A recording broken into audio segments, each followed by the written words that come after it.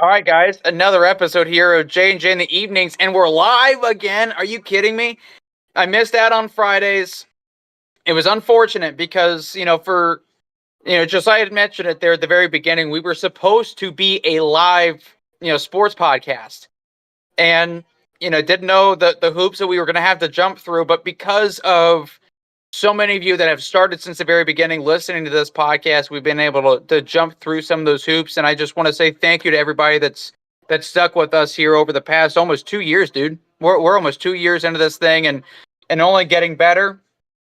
I will say though, sports wise, my life's starting to crumble. Okay, the Reds suck. All right, and I'm repping the Reds every day of the week because I guess I'm just a fan of punishment.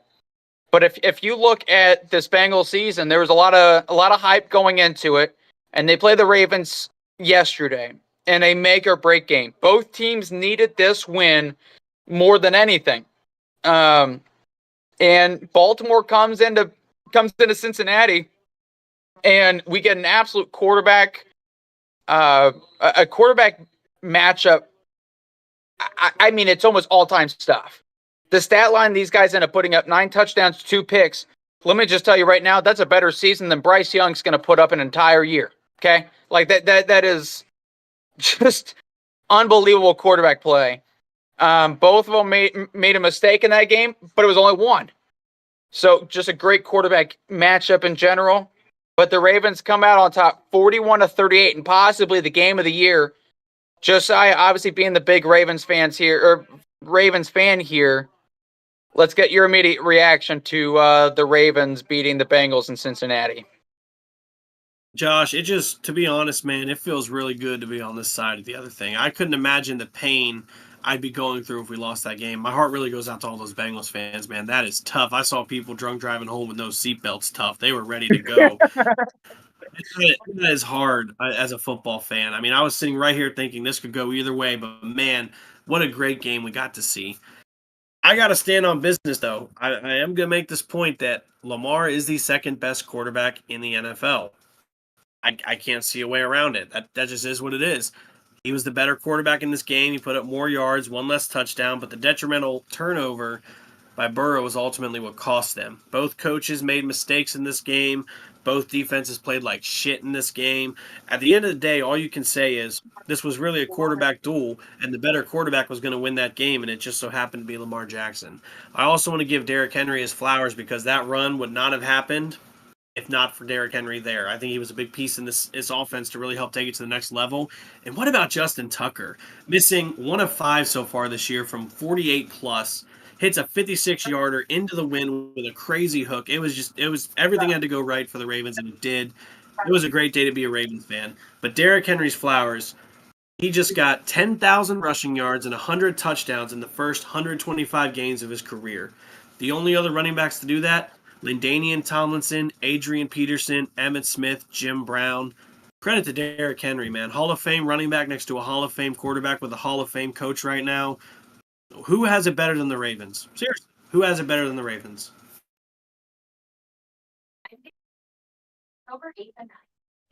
Yeah, I'm sorry. So I'm going to end up taking your spot here. Just with the Bengals losing that game, and obviously Josiah and I, if you've been here long enough, guys, obviously there's a rivalry within the show. There's actually a few different ones. There's a rivalry with all 3 teams here listed on the screen. But specifically, Josiah and I go at it constantly with the Ravens, and I am one of the bigger Lamar critics out there. And I'm going to tell you right now, Lamar played a almost perfect ball game yesterday. Like besides the one fumble, and honestly, I almost kind of wonder if that's more on the center because Lamar also had a few snaps kind of go awry yesterday. Now he scored on one of those that ended up going awry. But Lamar Jackson couldn't have played much better than what he ended up playing yesterday. And so I do want to give him props for that as being one of the bigger Lamar critics. I think that in terms of Cincinnati, if you want to look at the final drive, of that game, Lamar ends up fumbling there in overtime, and the Bengals have an opportunity to win it. And I'm a huge Evan McPherson fan. I don't blame what ended up happening yesterday on him whatsoever. It was a bad snap. But I text Josiah in the first quarter. We were texting throughout the game, but I text Josiah there in the first quarter, and I said, wind or not, I understand there wasn't heavy wind there. I had a feeling there was going to be a kicker that was going to miss that kick. Like, the field goal posts were moving, so even if the wind stopped at some point, you've already had it in your head that there is heavy wind, so it's already going into your mind there on that kick. So I still hold true there. I still hold fast, I guess, that with or without wind, there was still going to be a missed kick just because of how much it was blowing there in the beginning of the game. But we run the ball there all 3 plays. And it based off of the press conference after the game, it seemed like Zach Taylor was actually pissed at Joe for calling out of a play that he ended up calling and threw an interception on that play. So that's why he didn't trust them to end up passing the ball there. That's asinine, and that's fireable. I do want to say that. I'm a huge Zach Taylor supporter. That's a fireable offense to give the actual second best quarterback in this league take the ball out of his hands. That is, I mean, no conditions, absolutely fireable. I'm not on the fire Zach Taylor train though whatsoever. But I was thinking about this today. The 2020 Houston Texans. A lot of people forget, but the season that Deshaun Watson had that year, 33 interceptions, 33 touchdowns, 7 interceptions, 4,800 yards. He got some MVP votes, but the team went 4-12. And right now, if you look at Joe Burrow right now he's got 12 interceptions, which is first in the league, 2 interceptions, which is the best in the league, 113.6 passer rating, best in the league, second completion percentage at 72%. And the offense is scoring 28 points a game.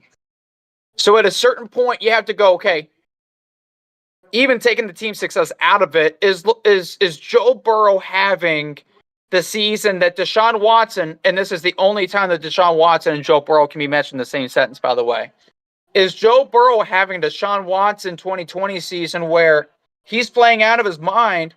And if you look at that 2020 Texans season, there was a lot of weird shit going on there with J.J. Watt. But all in all, a lot of locker room issues. Sound familiar? There was they were losing a whole bunch of 1-score games, but still scoring damn near 30 points a game. Sound familiar?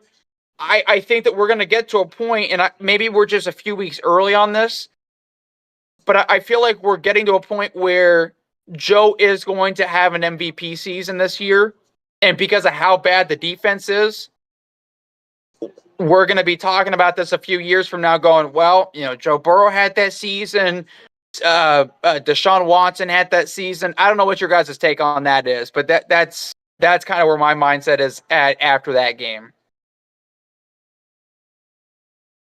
I can see that. I mean, we'll see if his numbers can stay consistent throughout the season. The record obviously doesn't reflect the play. I was just telling Tyler, I think this is the best 1-4 team we've ever seen. I did tell you before the season, I said the Bengals not having the defense is going to hurt. You told me you had the best linebacker core in the AFC North. You told me this defense was really good. Dax Hill just got injured again. Hendrickson was in there struggling. Sam Hubbard could not stop Lamar Jackson. He had him on his knees. You got to fix that defense if you're going to get Burrow anywhere back to the playoffs. And I think it starts with trading T. Higgins. I don't mind the trade T. Higgins thing. Josiah, if you've been watching for a while, Josiah's a huge defense wins championships guy. Huge guy like that. The Bengals have given up 25 points here in 3 games. The only 2 teams higher than that right now, and maybe Tyler, you can maybe shed some light here into what I'm missing, but Josiah is seeing. So the only teams that are giving up more 25 plus points a game this season, Baltimore and Carolina. So the Panthers defense and the Ravens defense right on par with each other. And for a defense wins championship guy, Tyler, again, how are they Super Bowl contenders?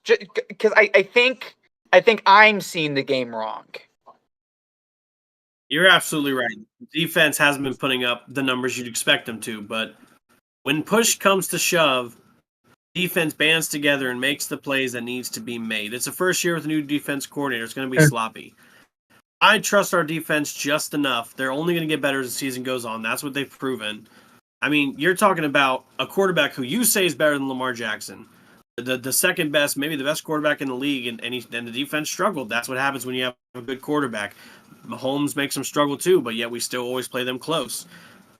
When it comes to matter the most, defense makes the plays to win. The Ravens' interception on Burrow by Marlon Humphrey was what got him into this overtime.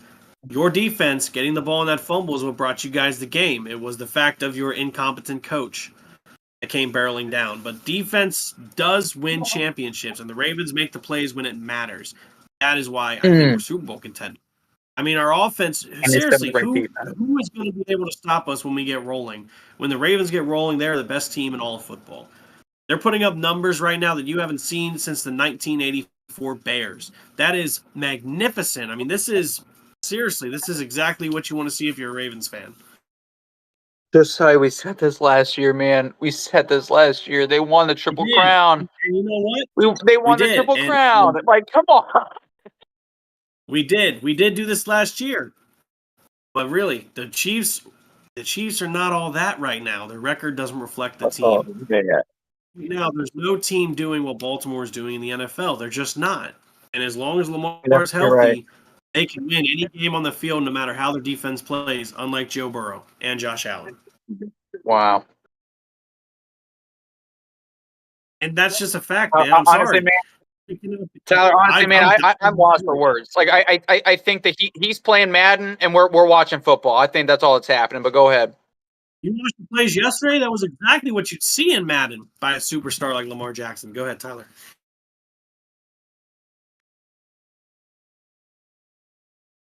To another big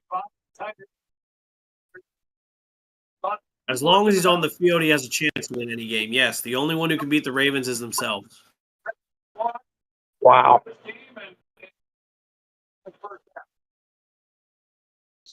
You're right. Yep.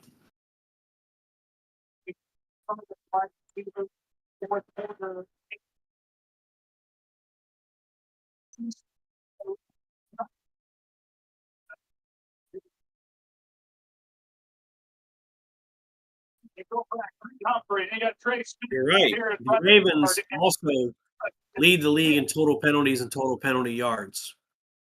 On mine too. So there were sloppy plays at the beginning. They're fixing up. There you go. There's the refs. I don't think we mentioned Harbaugh or the O-line yet, Tyler. I think we're getting there. We're getting there. They won yesterday, so I don't know. I said sloppy play. I didn't say the refs. I said sloppy play that led to these penalties because there was a lot of them. There's a lot of penalties that the refs called that they shouldn't, but there's a lot of penalties we deserve to get called. Just like I saw many missed penalties in the game yesterday. That's the way it goes. And yet, those games we did lose, we lost by 2 points and a half a toe. As long as Lamar's on the field, we have a chance to beat anybody in the NFL. That's just plain simple. You do not see Lamar get blown out. You see him choke. You don't see him get blown out. And there's a reason he is the second most winning quarterback behind Mahomes. He has 79 career wins since coming into the NFL. The only next closest to him is Mahomes at 89. I just don't know how you compete. I mean, seriously. And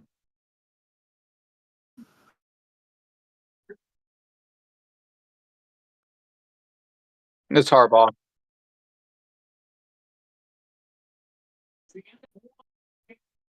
One of them was the Zay Flowers fumble.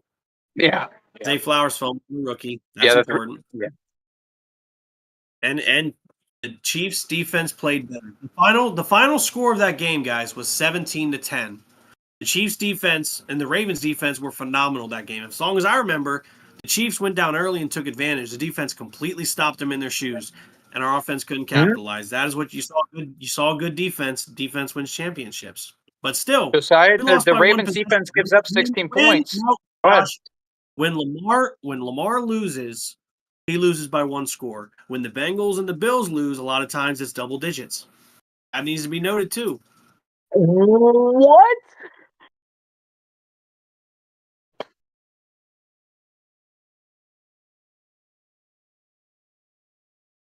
My God.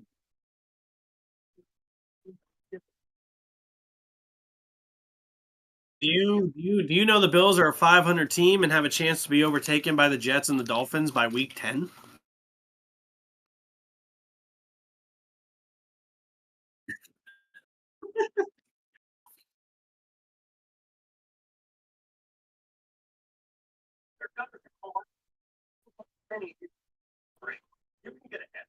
Yes.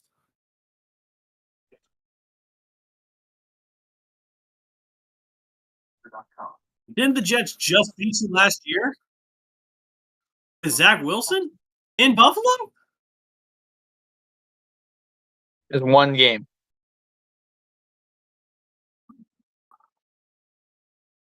And the Bills also haven't played Aaron Rodgers as a Jet.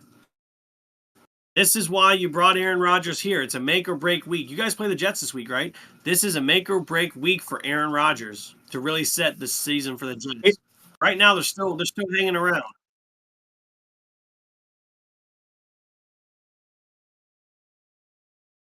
Aaron Rodgers made a lot of bad mistakes in this loss here. We saw him make throws that you don't used to see him make. He's going to be hard on himself for that. And he's going to come out and be better. That's what good quarterbacks do, and that's what Aaron Rodgers is going to do. So let me ask you guys that. Was that not hard to watch? Like we grew up with Aaron coming up. He was like supposed to be the Mahomes. I always thought the Mahomes was just a better version of Rodgers, but would maybe only end up with one more Super Bowl because of how similar they played. I guess I didn't take into account that Andy Reid really is that good of a head coach, but be that as it may. You watched Rodgers there yesterday, and dude, he looks old. I know he's coming off the ACL. I know he's coming off the he's 40 years old. I know the offensive line is, not as great as you'd like. Minnesota has a great pass rush, but even before that, really the only good game they've played is against New England. There's a reason why I had the Jets there in third in the division, and I feel like it's kind of rearing its ugly head. Like, I don't think Aaron Rodgers is necessarily the problem, but when you talk about when the expectations were, oh well, the Jets won 7 games with mediocre quarterback play. Yeah, but I don't think that Rodgers is the upgrade that he was 5 years ago. I hate talking shit about him because everybody in the media talks shit about him. I'm a huge Aaron Rodgers fan. Dude, he's my favorite fucking football player I've ever watched. But you have to get to a point where you're like, okay, at 40 coming off the ACL, it's unrealistic to think he's going to play at a top 10 quarterback level, right?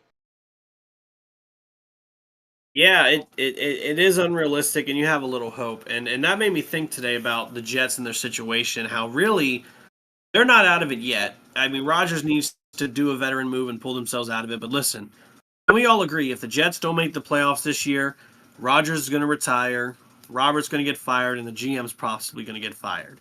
And you're going to see the Jets go through a whole nother rebuild. This team has done a lot for Aaron Rodgers. They followed every request they've had. They nursed him back to health with the injury. If you're the Jets, do you not just pull the trigger and go out and get a Devontae Adams? Seriously, if the coach and the GM are going to be fired, that pick and future picks aren't going to be important to you. You got one last season with Rodgers and one last chance to save as a head coach and maybe get Rodgers to play another 1 or 2 years, if that's what he wants to do and he turns it around. If you're the Jets, you need to go out there tonight and trade for Devontae Adams.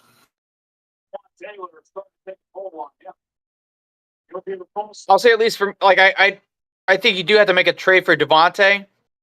And I know that the Jets have catered to everything that Rodgers has done, but and I believe we talked about this on Wednesday, Rodgers has done more than anybody in that building has done combined. Like Rodgers' ceiling is higher than any ceiling in that building, outside of maybe a Garrett Wilson if he gets the right guy there at quarterback. But I think the Jets, because they're at like the Cleveland level, like Cleveland thought they were a good franchise all of a sudden because they had Baker Mayfield, and then they tried to go to a guy that had 25 civil lawsuits and also hadn't played football in 2 years, give him the largest guaranteed contract. That's how some people want to end up going. That's somebody that end up just dating, the hottest chick in high school, dumps her or whatever. They end up breaking up and going, dude, I'm hot shit. Even though I've been dating 2s my entire life, I was just with a 10. And now you end up going out in the market and going, I'm not going to settle for anything under a 10. That's what the Browns did. Where the Jets are at, they're like, okay, well, we've been dating 2s. Right now, we're at a 7. I think we should keep hold here at the 7. The Falcons are kind of at that level there for a while, and they did it again here with Kirk Cousins. Let's just get back to a 7. I think that's where the Jets are at. Let's just keep catering to Rodgers, because Rodgers is the guy that theoretically should be able to dig us out of the situation. I don't think, though, with Devontae Adams, I don't think that makes the Jets a better football team. Signing Hassan Reddick, yeah, that probably makes him a better football team. Signing a lineman that maybe isn't injured all the time probably makes them a better football team. And then ultimately, I know that Breece Hall is a fan favorite. I don't know. I don't see the special outside of the rookie year. I just haven't seen it. I'm not as big on running back film as I am on quarterback film. So if I'm like 100% wrong, go ahead and let me know in the comments. But like, I feel like when I watch him run, I don't see much difference between him and, say, like a Rachaad White for Tampa Bay. I feel like Garrett Wilson is going to be the Mike Evans of the Jets. He's going to be there forever and have so many different quarterbacks and just continue to put up great numbers. Garrett's going to be a big reason this team moves forward too. But can you just imagine if you got Garrett and then you've got Adams on the other side? That's insane. I mean, seriously, who are you going to cover? You're going to double team one. You're going to double team the other. You're going to have to be in zone coverage, and that's going to open up the run game for Breece Hall and Rodgers for checkdowns, which is where he thrives, especially at the older age. You lose that arm strength. His deep accuracy hasn't been there. That's why you saw him throw these picks. That's why you saw him get a pick 6 to Van Ginkel, who, by the way, I loved Van Ginkel. I talked about him a lot in the offseason. I never understood why Miami let him go. 2 picks on the year now. You know how he got to Minnesota? The GM said, who's that white kid with the long hair? I like him. I want that guy. And then they got him on a plane and got him there. And now he's been a big factor in this team being 5-0.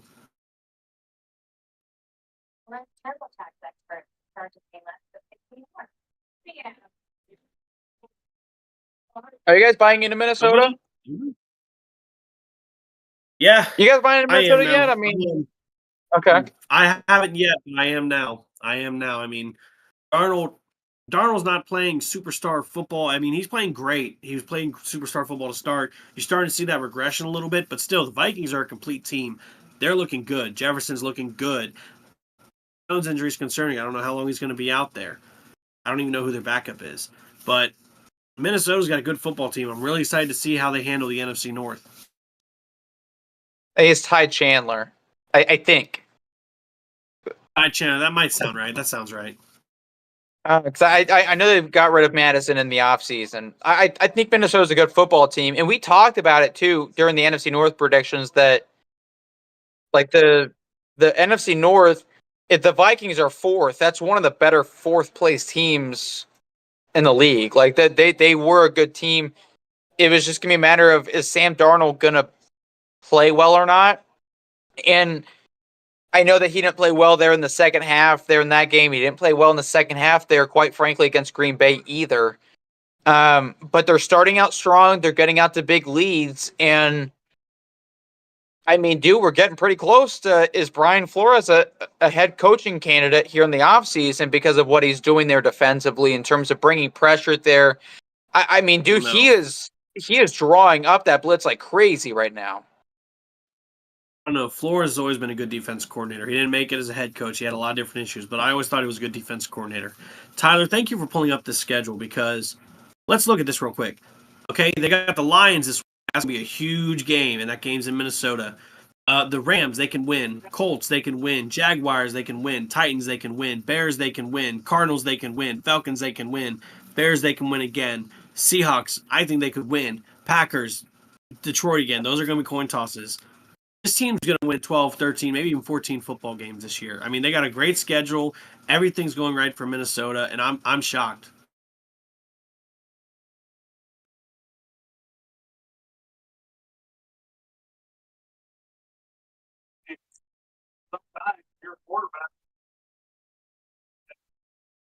It doesn't surprise me. Minnesota is one of those teams that pops their head every couple of years like the 49ers did. Mm. Well, Tyler, I don't want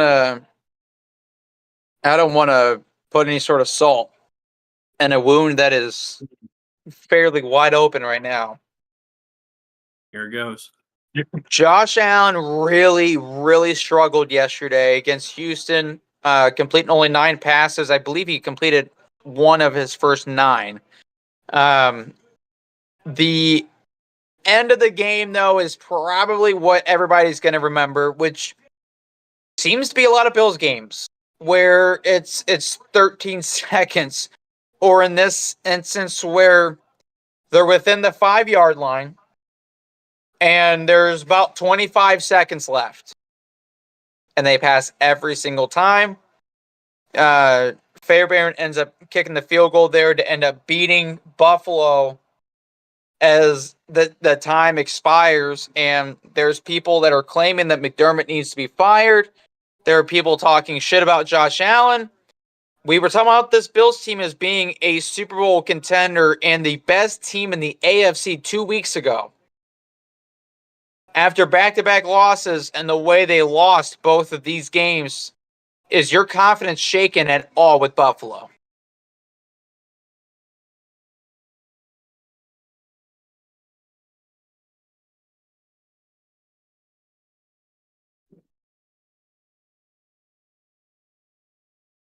Mm.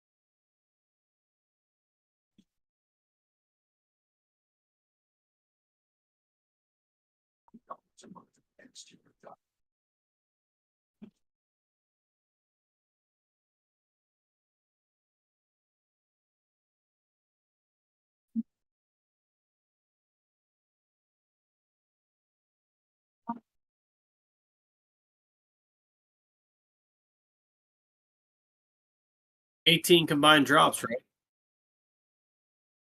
18 combined drops on offense.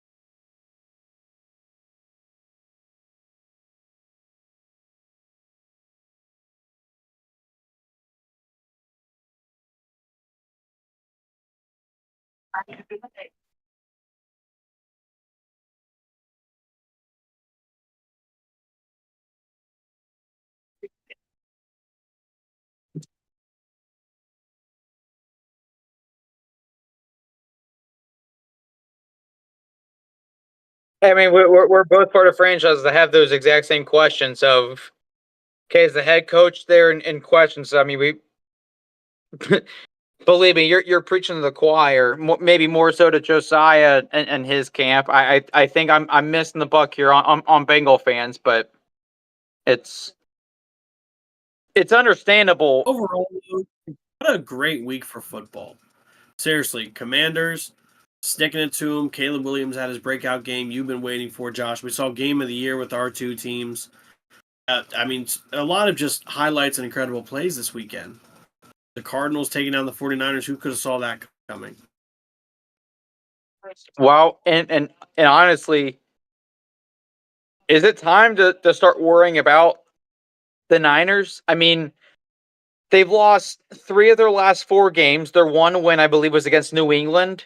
And it's not even necessarily that they lost. Like, they're not sitting there getting blown out, by any stretch. They're not losing by, a touchdown. They're losing by like a handful of points. And, the game they were against the Rams, who are, obviously Stafford and McVay, they're probably a top 5 head coach quarterback combo in the NFL.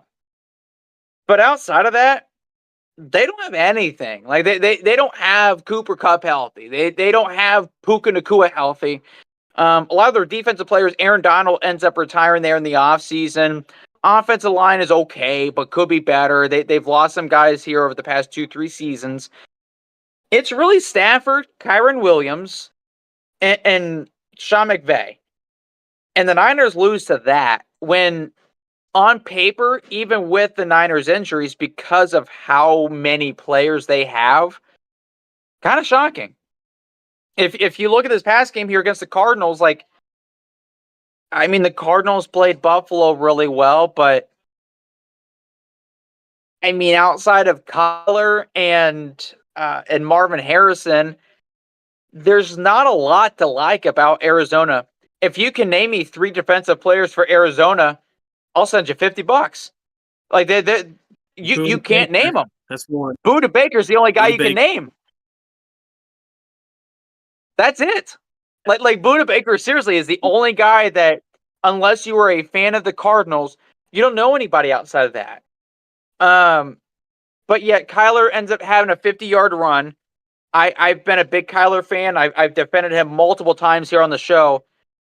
But the Cardinals shouldn't have won that game unless the Niners are cooked. Now, just like the Bengals, there's a lot of injuries here. Just like the Rams, there's a whole lot of injuries here to where, now they don't even have their kicker. Like they don't have their kicker. Their tight end, who has injury concerns, has been hurt this season. Their running back may never be able to play in the NFL again, having tendonitis in both legs. If Debo has had injury concerns, Brandon Ayuk has not had a great start to his season, despite him having so much noise there in the offseason. I understand that Jawan Jennings has been great. Fred Warner's been banged up. Hufanga's not supposed to end up being in this year. You take a look at this team and you go, okay, well, the Niners normally have one of 2 seasons. And this is how I break it down. They have one of 2 seasons over the past decade. They're either making the Super Bowl or they have such an injury-riddled season to where they don't even make the playoffs. And right now, I feel like you're kind of looking at a team that might be so injury-riddled to where they don't make the playoffs, even though they just made the Super Bowl last year. I don't know if you guys agree with that or not. Other than Christian McCaffrey, the injuries really aren't as bad as you think. Debo's about to be back. If not, he was probably already back this game. Kittle's come back. He's making a bang. Jordan Mason, second rushing in the NFL right now. Ayuk just had his first 100-yard game this season. I believe he had 122 receiving yards off 8 receptions. Correct me if I'm wrong. Everything could go right for the 49ers. This game comes at the hands of Brock Purdy. I will stand on the hill. I don't think Brock Purdy's a good quarterback. I think he was a great part of the 49ers system.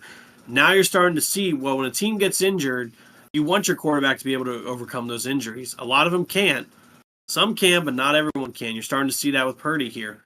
Purdy's got to lead this team. He's got all these other superstars that are making plays and coming back from injury, and ultimately he's letting them down. You can't blame the coach. The coach has taken 2 different quarterbacks to the Super Bowl, Brock Purdy and Jimmy Garoppolo. 3. So, Matt Ryan. 3? You're right. He was the offense coordinator, wasn't he? Yep. See, the guy that you say is overrated. You got a guy who's been to 3 Super Bowls. I guess average success in the Super Bowl, but still, he's made it there. Who do you blame here? You can't blame John Lynch. He's been a great GM. He's got you everything you need. The Christian McCaffrey injury hurts, but we knew he was going to get injured eventually. You still got the running back second in rushing right now. Seriously, who else do you put the blame on? It's got to be Purdy, man. It really does. We need to hold him accountable for how poor he's been playing.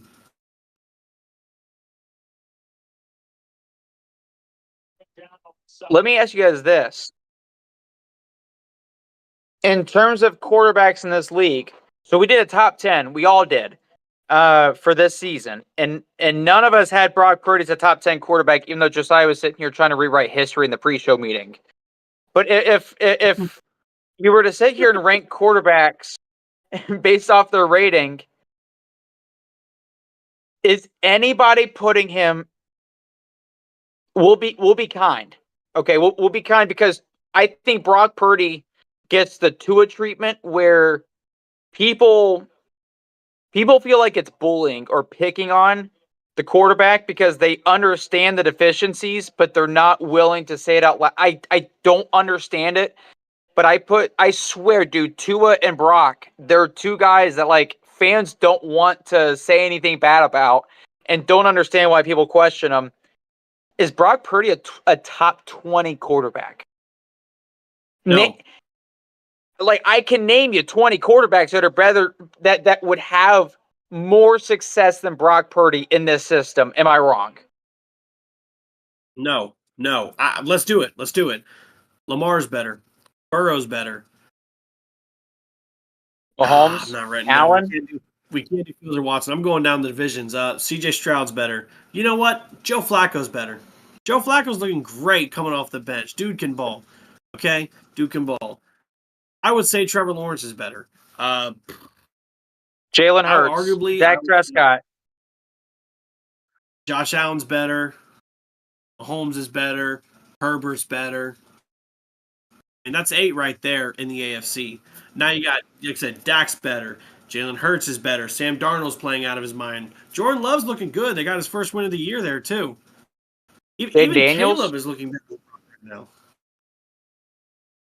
And Daniels is looking Baker, good right now. Jared Goff, Baker, Stafford. Kirk Cousins freaking Cousins had a 500-yard game just last Cousins, week. yep. Seriously. Who else do you blame? You blame Brock Purdy, and this is what happens when you put all your investment in a 7th-year quarterback. Luckily, he's still under that rookie deal. You can still move on. 7th round. Yeah. Yeah, 7th round. Apologies. But I don't see what you have here. Not currently, no. I mean, he's in the Daniel Jones might be better than Russell Wilson, but I mean, I don't know if that's saying anything. Is the Vanilla Vic hype back? What's going on with New York? Do they have a little bit of steam left? You know, I saw the team celebrating in the locker room, and Brian DeBoe came out and he said, "Hey, turn that shit off." You're a Dable. Gosh, we've been going over this. That's the one that one gets me the most. No, it just feels like L should be silent, man. I feel like the Giants are a quarterback away. Like they have the defense. Brian Dable is a great head coach, offensive head coach. Maybe they don't have the running attack that they had there with Saquon Barkley, but to be fair, Saquon, he had some injury concerns. He really hadn't broken out until last year, in all actuality, outside of his rookie year. So you look at Malik Neighbors, like there's some pieces here, but I could never see that quarterback winning more than one playoff game. He's Lamar Jackson. Like he is only going to be good there in the regular season if he's going to be good. No, those two shouldn't even be in the same sentence. That was out of bounds. I just had to end up seeing if you were still paying attention to me or not. The only time Daniel Jones and Lamar Jackson should be used in the same sentence is, hey, remember that one time Daniel Jones accidentally beat Lamar Jackson? That's it. Only NFC quarterback to do it. That's the only time you could put any of them together. Accidentally is awesome. Yeah, Tyler, are you buying into the Giants at all? Like, you think they're a playoff team this year?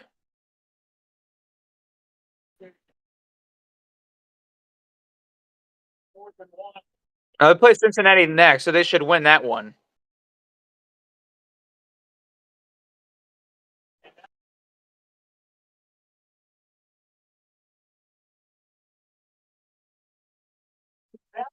Yeah. Yeah, they're not making the playoffs.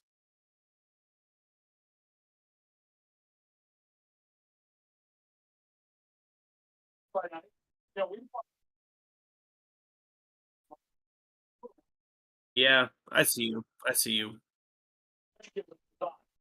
Well, they're not gonna beat. They're not gonna beat the Steelers.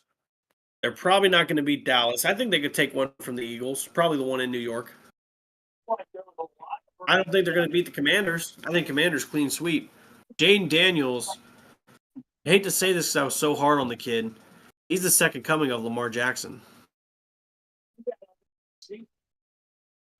Well, don't put that kiss of death on him. I don't want him not having any sort of playoff success at all. But I do want. I mean, dude, we're gonna be doing this week after week just because of. I mean, you guys thought that I was out of my mind for buying into Washington. I will say it once again, and I will say it every week. The Washington Commanders are going to win the NFC East. If you were sitting there this past Sunday and you trust the Cowboys, who could barely move on a poor Ravens defense, the Cowboys are the only team that really could not move on them at all outside of Josh Allen, I guess, and the Bills. But that one, at least they had some sort of consistency with. Like, the fact that Dak and the Cowboys could not move at all on the Ravens when the Ravens have one of the worst defenses, and really only the Panthers and Bengals are holding them up from being called the worst defenses in the league. The Eagles, if you want to trust Nick Sirianni, hey, I'll let you stand on an island. You're the only one. And if you want to sit here and say, you know what, I bet you Daniel Jones is going to end up leading the Giants here to an NFC East title, like I said here with Nick Sirianni, you can be the only person in America saying that. There is no way through 5 weeks that you look at this division and you go, yeah, the Commanders are not winning the East. There's no way. Like, they are the favorites. They have been the favorites since February. And look, a sports messiah, while he can sit here and try to do everything he can to prep you for how the season's going to go, I can't force you to put any sort of money down on it because that'd be illegal. But listen to me, okay? The Commanders are going to win the NFC East. Any sort of future bets that you can still put on this division, put it on there. Like, let's stop fooling around, right? Absolutely. I think they're playing really good. They have the best shot. They're 4-1. Good pick. Really good pick. Also, Josh, here is a pillow just for you to sleep on tonight in the basement because you lost to apparently the worst defense in football and the worst AFC North quarterback for some reason. So No, not the worst defense. You. Who did I say was worse than the Baltimore's? I said Cincinnati's defense was in there, and then the Panthers. So no, don't twist my words up here. Yeah, go ahead. Yeah, exactly. Thank you, Peanut Gallery. Jesus. Yeah, are the Commanders not the NFC East pick right now? Is anybody still wanting to doubt their sports messiah between the two of you? If the Eagles get AJ Brown back and they're getting Lane Johnson back and they can get on a roll, maybe they can turn this season around. But right now, I mean, I think the clear cut is the Commanders. The problem is the Cowboys are right there. The Eagles are still hanging on by a thread. The Giants are starting to turn it around. And if there's anything we know about division football, any one of these teams can beat any one of those teams on any given Sunday. There's still a long season to go before I'm ready to crown Washington. I would much rather crown Baltimore at 3-2, tied with the Steelers, now than I would with Washington at 4-1. That's how fair. Confident I am in my team and how I feel about Washington. If Washington beats Baltimore, I will go dig out my Washington Redskins cap from my garage, wear it, and That's go offensive full now, Jane Josiah. Daniels. We're not trying to get canceled. I will go get my Washington Redskins cap. You guys will make me dig out the canceled cap just to prove a point. I would be thoroughly impressed. But man, the games in Baltimore, Ravens have good success against rookie quarterbacks. Jane's been playing out of his mind, second coming of Lamar Jackson. It's going to be a good football game. I hope they have that Tony Romo on there. I mean, you got to have your number one broadcast team on this.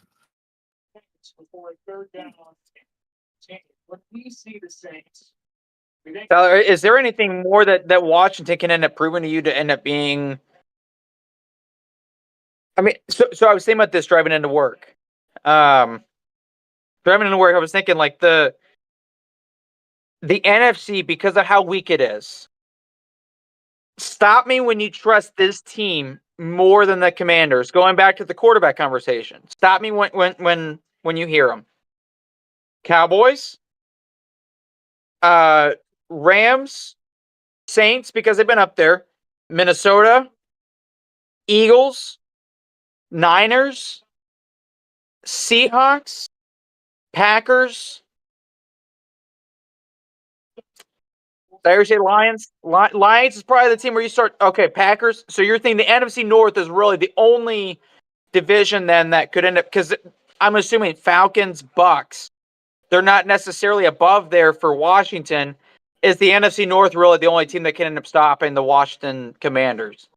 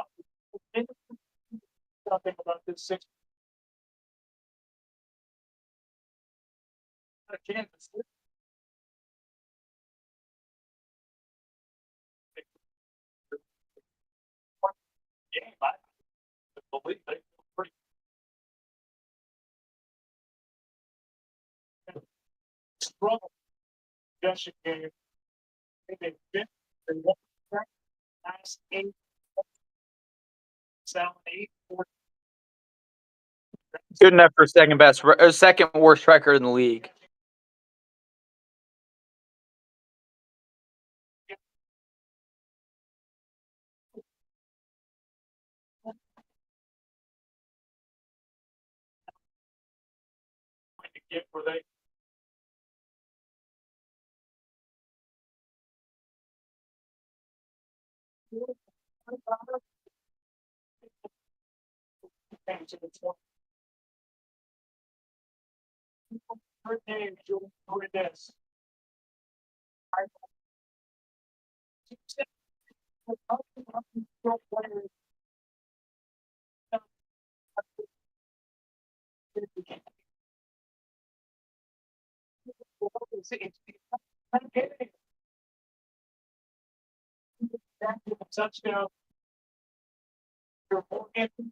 Harbaugh's a bad head coach.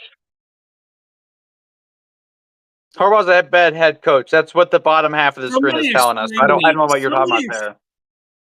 Someone explain to me why John Harbaugh would take that timeout in the second quarter before halftime. I have ran every possibility through my head, and I do not have an answer why he would call that timeout and give the Bengals so much time. Just like you're talking to two people on the screen. You're talking to two people on the screen where one head coach within their own 5-yard line with 25 seconds left decided to throw the ball 3 straight times and give the Texans an opportunity, which they capitalized on, to kick a field goal and win the game.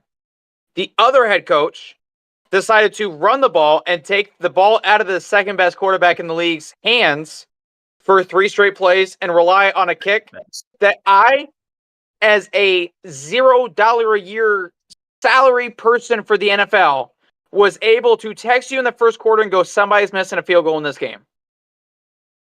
So you are preaching to the wrong choir, unless the fan base that is watching us right now is a fan of the Ravens. I do not see where you are coming from on that at all, sir.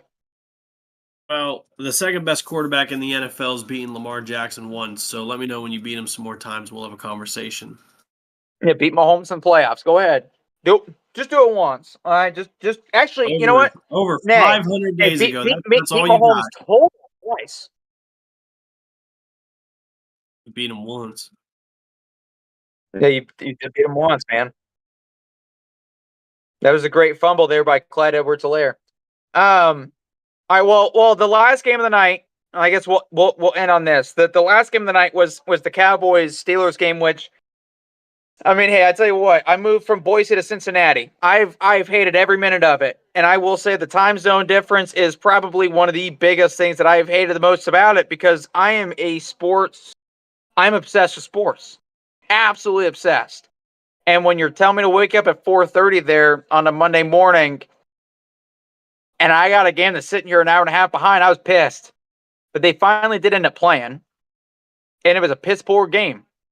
Dak Prescott kind of saved the entire, game narrative, I guess, so to speak, there for the Cowboys with that fourth down touchdown that they end up hitting there with about 20-ish, 30-ish seconds left there in the game.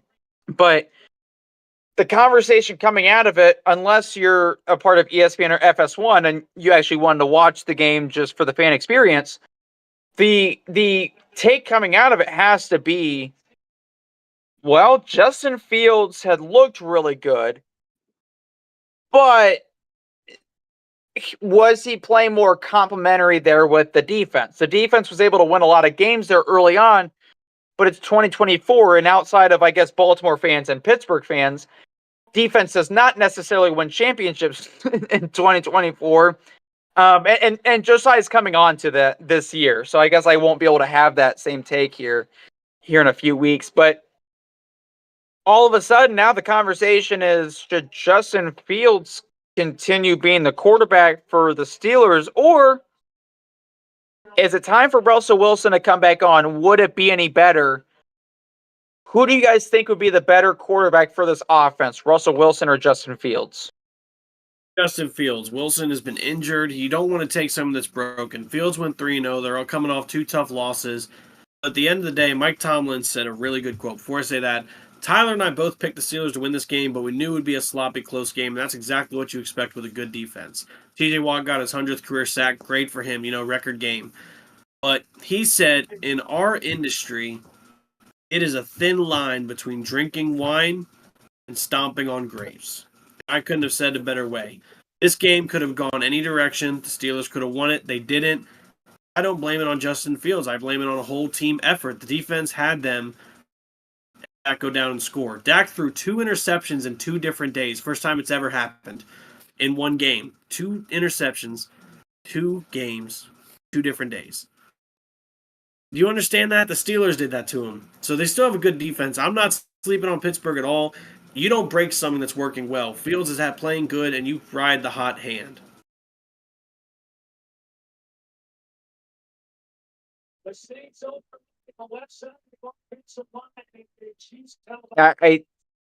I tend to I feel like Fields is probably the best. That's the guy that I think we all three had Fields as when they were going through that quarterback competition. I think we all three had Fields just because even though I don't understand why so many people love Justin Fields outside of apparently Hall of Fame careers are made of just highlights. It has nothing to do with any sort of playoff success whatsoever. It's only highlights. So by that logic, Justin Fields is a Hall of Fame quarterback. So it's tough because that's what makes him great. The thing is, and Jalen Hurts has this. For as much as I shit on Lamar Jackson, I can't go to this level. And I think that's what makes this is what makes Lamar Jackson better than the normal running style quarterback. There's a lot of fumbles, dude.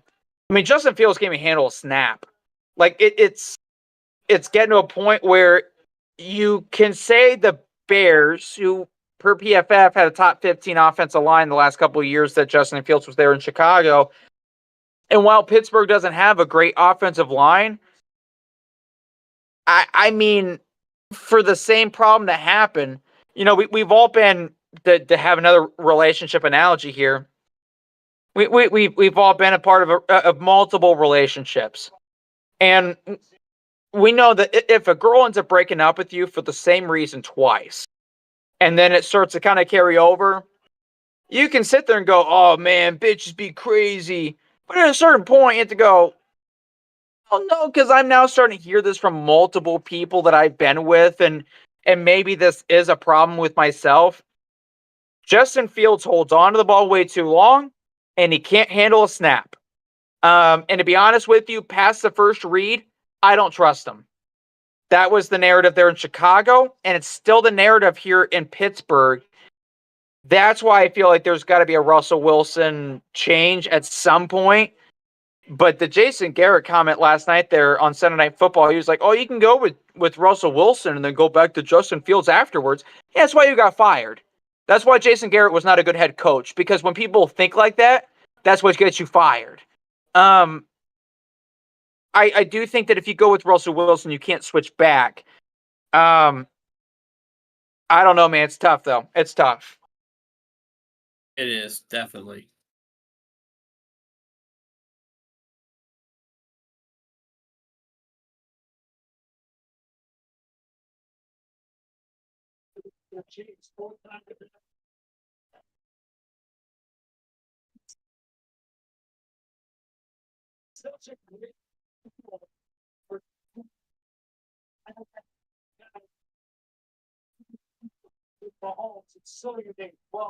He played, I believe. I saw that. I mean, regardless, though, like Jalen Warren is still considered to be a good back in the league. He's hurt, though.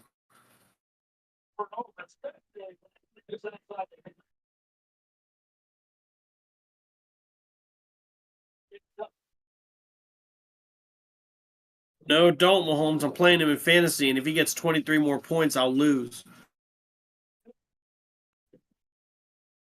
So you lose a lot of games here in fantasy, man. I don't know what's going on. We got to do a J&J fantasy league at some point here with some of our dedicated listeners. In this work league, I'm about to beat a 3-1 team. You beat the other 3-1 team to put yourself at 3-2. Thank you, Josh. As long as I win this game, I will be number 1 in the league. Yeah, I mean, don't expect that to end up staying very long. I put up some really good points for me to have as many guys on a bye week and they're hurt. Like, it was actually kind of crazy that I was able to pick up. That Tucker Kraft was incredible. Tucker Kraft, I don't know how you played him. I really don't. You know, when you have Evan Ingram that can't seem to play and you don't figure that out until Saturday night, you only have so many options. So I will say Tucker Kraft, while he was the top 15 tight end going into that game, I'm not going to lie, man, I thought he was going to score me like 5 points. There's no way you could have told me he was going to score 2 touchdowns and me believe you. But I know in this work league, if you and I would have played each other, you would have beaten me by 13 points this week. That's crazy. And I don't like my quarterback situation. I'm hurt there at running back. It was definitely a questionable week. But all right, well, that's our week 5 recap here. If you have not already, don't forget to subscribe down below, ring the bell so you miss any sort of content. Head over to X, follow us at JJ in the evening. Join the conversation over there. We're going to have the link to our Discord down in the comments after this airs. So go ahead, click on that, join the conversation over there as well. Comment down below what your biggest reaction here to week 5 was. Is Lamar Jackson, Joe Burrow, Josh Allen the second best quarterback in the league? I don't know. If you want to make us fight, go ahead and comment that reaction down below and let us know. And is it time to start Russell Wilson, or should we stick with Justin Fields? Who day? Let's not pay let's not trade Jamar. Let's pay Jamar, keep Joe, and cut everybody else. Lamar Jackson, 3-time MVP. It's time to manifest Lamar Hamlin.